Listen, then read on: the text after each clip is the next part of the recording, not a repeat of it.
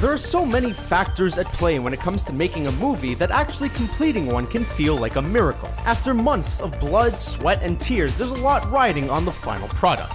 As you're about to see, it doesn't always end well. Hang on. Here are 10 popular movies that actors and directors regret. And before we start, can you guess this movie from these emojis? Stay tuned for the answer at the end of our video.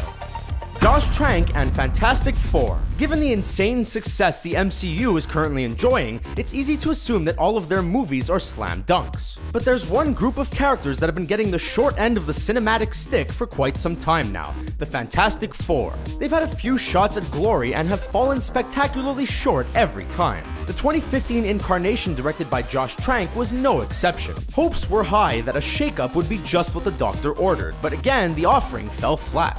Many blamed the studio for muddying the waters during post-production. The movie was a letdown for everyone involved, and talks of a sequel have been swept under the rug for the time being.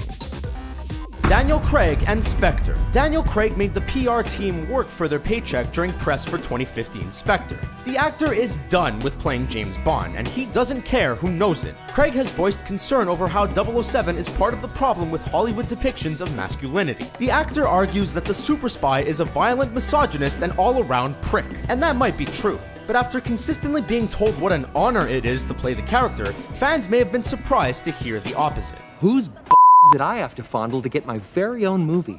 Ryan Reynolds and X-Men Origins Wolverine. Ryan Reynolds knew he'd be the perfect guy to play Deadpool, so when the opportunity came up back in 2009, the actor took it. But anyone who's seen X-Men Origins Wolverine knows the Merc with a mouth started as the Merc without a mouth. Reynolds was given every assurance that the role was going to be awesome, but it wasn't until he showed up on set that he realized he'd been straight up lied to. The actor campaigned hard to have the character taken in the right direction, and as a thanks for his efforts, production threatened to replace him. After the success of the 2016 installment, it's hard to imagine the character is anything less than great.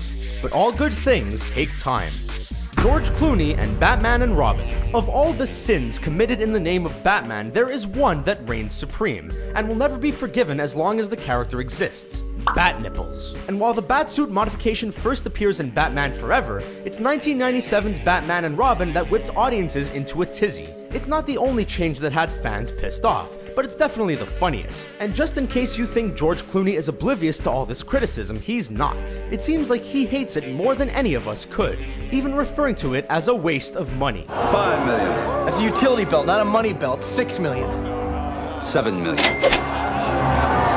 Channing Tatum and the G.I. Joe franchise. Contracts are a tricky thing and can come back to bite you in the butt if you don't read the fine print.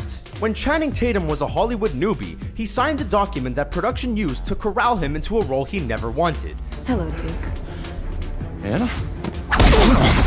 The actor is on record as saying he hates the movies, and that if the bosses didn't threaten to sue him to high heaven, he'd have passed on the role completely. The promise of guaranteed work seemed like a gift at the time, but the lack of agency over which work he got to do was a major blow. Woody Allen and Annie Hall. Creative types are notoriously hard on themselves, and Woody Allen is no exception. The accomplished filmmaker has made some of the most renowned classics in movie history, and while many may find his films inaccessible or pretentious, for others nothing can compare. But for Allen, once the movie's made, the party is over. And the director has talked about distancing himself from the final product because it's almost always a disappointment. Even one of his most popular works, Annie Hall. Allen says he was dissatisfied with the final cut because audiences only focused on the relationship between he and Diane Keaton, what he considers a small portion of the film's larger, more cerebral message. Edward Norton and the Incredible Hulk. Edward Norton was the star of 2008's The Incredible Hulk, but you'd never know that by looking at the press junket that followed. The actor was so disappointed in the film and its script that he refused to participate in promotional interviews. After joining the project, the actor reportedly disagreed with the direction of the story and constantly argued for changes to be made. From his perspective, Norton explains that he simply wasn't afraid to speak his mind about the poor decisions being made on set. It seems as though everyone had high hopes for the movie, but Norton came away the most disappointed. Bill Murray and Garfield. There are a handful of people in Hollywood who have similar names, and when those people get mixed up, some super weird movies get made. So when a script by Joel Coen landed in front of Bill Murray, he jumped at the opportunity to work with the great mind behind The Big Lebowski, No Country for Old Men, and Burn After Reading. Murray admits being apprehensive about whether or not a lasagna-loving feline named Garfield could carry an entire movie. And when he learned that the story wasn't actually written by the Coen brothers like he thought, it was too late. Turns out, he agreed to work with the Joel Coen behind Daddy Day Camp and Cheaper by the Dozen. Murray reportedly scrambled to make the script funnier once he realized he was locked in, but was met with constant resistance. Halle Berry and Catwoman. Catwoman is a beloved character in the Batman canon, and any actress tapped to play the feisty feline has some big claws to fill. When the character was blessed with a solo movie in 2004, hopes were very high. After a string of appearances in other Bat-related properties, finally the cat burglar was going to be the center of attention. The movie was panned by audiences for being over the top and cheesy, and is remembered today for all the wrong reasons. But when the movie won a boatload of Razzies for being the worst across multiple categories, star Halle Berry and screenplay writer Michael Ferris showed off their senses of humor, accepting their awards in person.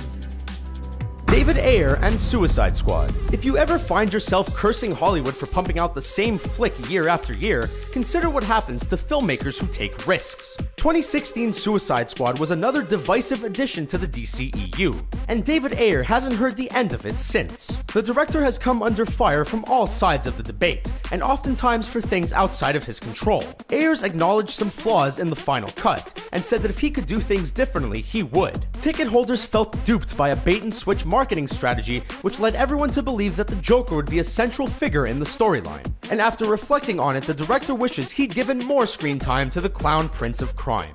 Hey, thanks for watching. In a conversation about cinematic regrets, those are the actors and directors who come to mind for us. But did we miss any of your favorites?